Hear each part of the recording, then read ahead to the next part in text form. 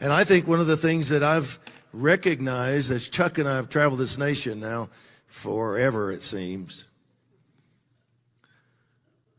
is that I'm finding a people now that they've kind of made it past the let's be big, let's seek the sensation, let's see who can do it the fastest, let's see what magazine cover we can get on, let's see who can get the biggest this and that. There's a remnant of people in this nation right now that are going after him. They're not into that stuff anymore. That's what Chuck, when he says we're moving from church, we're not just trying to build our own congregation on the corner. We know we believe in the local church. We have to have congregations that meet together, but the focal point is the King and his kingdom. And the church is a facet of that. The ecclesia is a facet of that. So we're really not going after the expression of our congregation or the glory of a congregation. We're going to take it up a notch, and we're trying to glorify the King of the kingdom who will bring his presence. And then all the churches start growing, all the congregations start growing, and we all get back to basics, and the weight of his glory comes into our midst. And he's recognized, because when he comes with signs and wonders. He comes with deliverance. He comes with blessing. He comes and he's recognized, and he's no longer mocked, really, because even those that mock him will say, we don't know what to do with this. God's there. People being raised from the dead. Blind eyes are opening. This guy's never walked in it in his life. He's over here running and leaping and praising God in the temple, and the world saying, I don't know if I want this, but I know this is something different.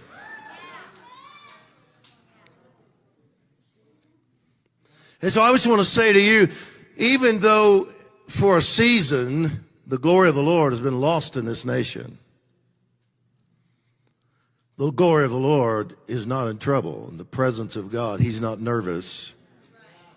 In fact, when the Philistines carried the ark off, they tried to set it up so they could mock it in their temple with their other gods, and God just kept knocking their gods over, I mean.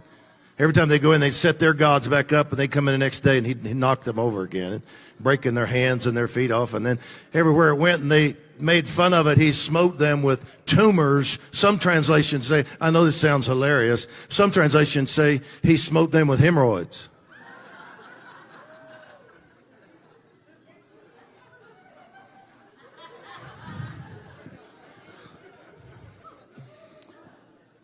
They said, get this thing out of here. We don't want it.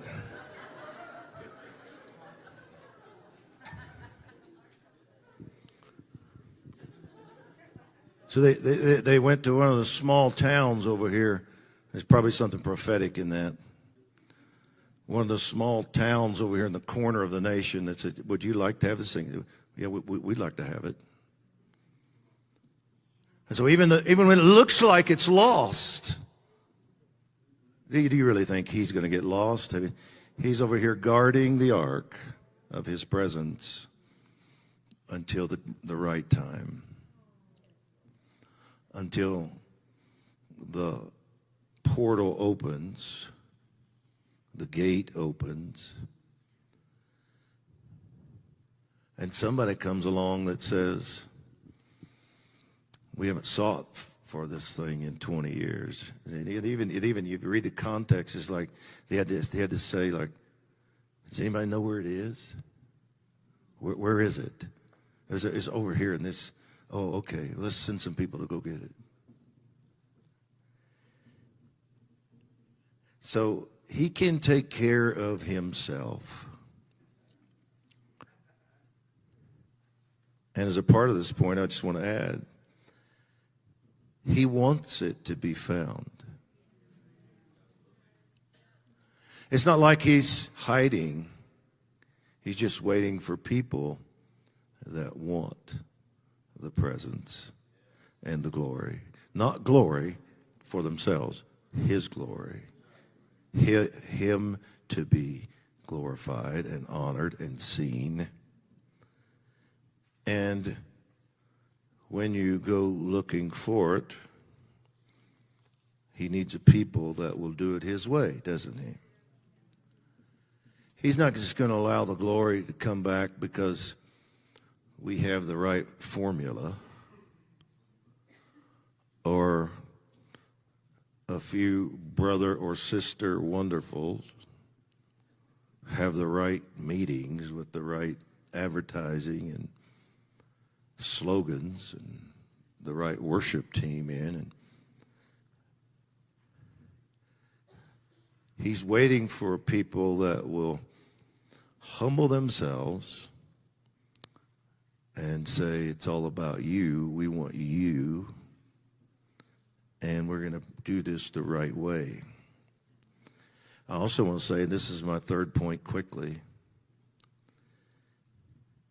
I've already alluded to this, but I want you to make sure you get it. I'm going to say it directly. The same glory that brings blessing and breakthrough brings judgment. And it happened to the Philistines. It happened to Uzzah, who's bringing back the ark and reaches out and touches it when they presumptuously decide to do it their way. That's another thing, by the way, that's encouraged me, not the judgment, but the fact that as I've traveled this nation, and I don't only travel with Chuck, he and I both travel a lot on our own. And I was in almost 80 cities last year in America, and I'm on a pace to match it this year. Trying to forerun in this nation to stir people to pray and to believe and to keep the hope alive for this third great awakening. But I'm finding people...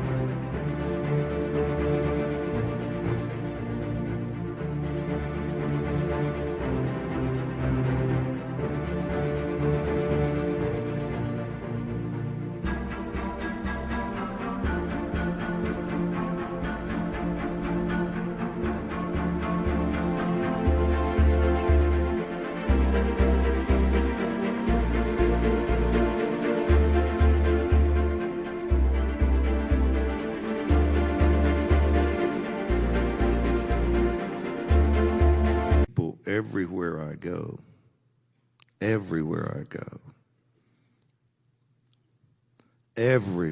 go, that are crying out for this. And there comes a point when, even though we did it wrong for a season as a nation,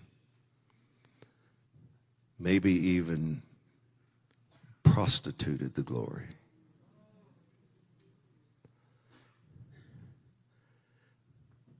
there comes a point when there's a remnant that's crying out loudly enough to say, we want to do it right. And if it means we carry it instead of the ox, if it means splinters on our shoulders because we're carrying this thing for 20, 30, 40 miles on our shoulders with poles, then so be it. Bring on the blisters and the blood and the splinters, because whatever it takes to get this, we're gonna have it.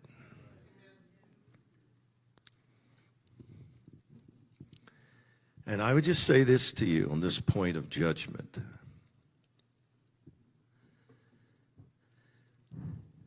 As the Lord exalts himself, he's going to bring down that which has opposed him.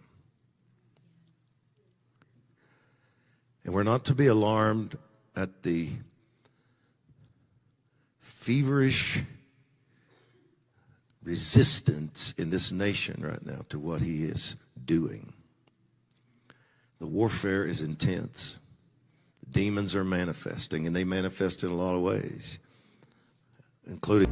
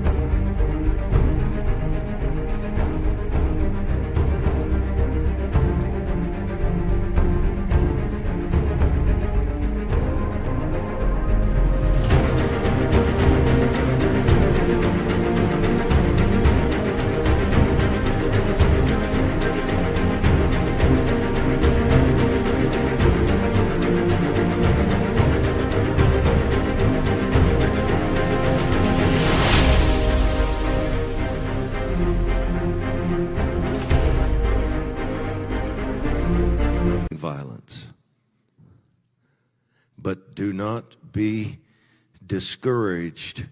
The glory is returning. And those who have opposed him will be dealt with, and those who are welcoming him in the right way will be exalted.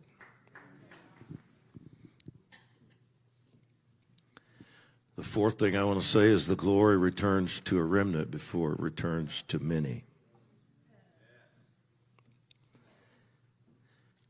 First, he comes to those who know how to host his presence appropriately. David wanted the glory. He wanted the ark next to the throne in Jerusalem. But he still had just a little bit of this glitz thing on him, you know. As king, I'm going to make sure that we do this right and get a fancy new cart and come up with a really great new idea on how to get it. And the Lord said, I don't want fancy carts and oxen. I want raw shoulders. And I want this carried by the priests. I don't want it carried by animals. I want it carried by people. I want them to carry my glory. That's always been my heart, is to have it with people, humans. So don't bring me a bunch of oxen and new carts. Get it as close to your heart as you can and carry it for me, David.